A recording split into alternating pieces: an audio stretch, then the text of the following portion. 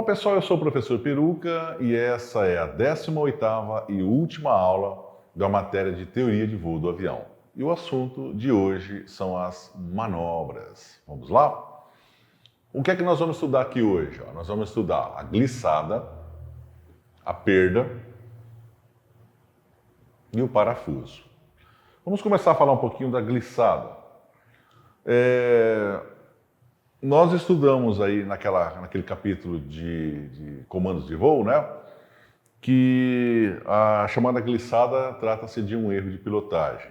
Porém, existe como nós utilizarmos essa glissada para corrigir uma aproximação em que o piloto está muito alto com relação à trajetória de planeio ideal, né? Acontece, por exemplo, em locais onde as pistas elas são cercadas de obstáculos, né? E o piloto muitas vezes ele tem que se aproximar com um pouco mais de altura. E o resultado é que para que ele possa corrigir essa altura sem ganhar velocidade, ele pode aplicar a técnica da glissada.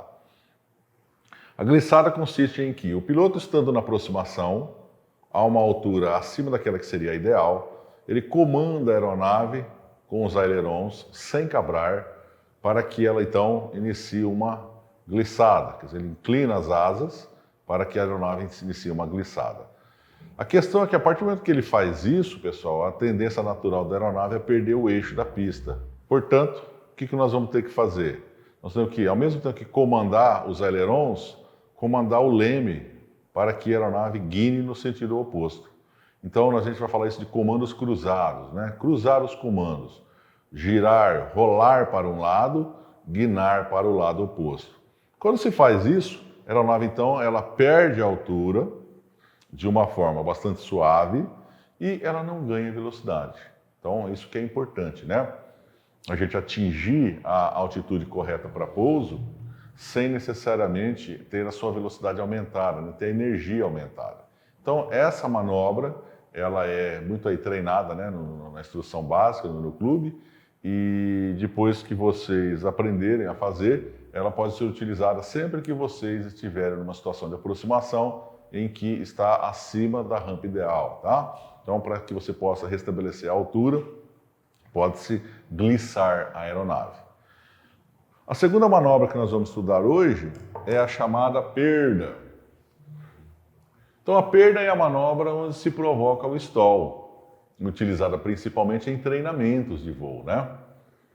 Como é que funciona então? A aeronave é colocada numa condição de voo horizontal, estando a baixa velocidade, mas nunca a baixa altura, tá? Não se deve tentar isso a baixa altura, é muito perigoso. Então, nós vamos subir até uma altitude em que nos dê segurança. A partir daí, então, inicia-se um voo horizontal e nós vamos, então, reduzindo a velocidade e cabrando a aeronave, ou seja, sem deixar que ela perca a altitude. A partir daí, então, nós vamos atingir o ângulo crítico e a partir do momento que se atinge o ângulo crítico, na sequência, a aeronave inicia o stall. Então agora nós vamos iniciar a perda. A aeronave começa a perder a altura, ela vem perdendo a altura, né, inicialmente, com o nariz alto, e na sequência ela tende a baixar o nariz. Então nós vamos ter aí um aprofundamento do stall. Ela vai abaixar o nariz e aí ela vai tentar restabelecer a condição de voo normal. Então isso aqui é chamada perda, né?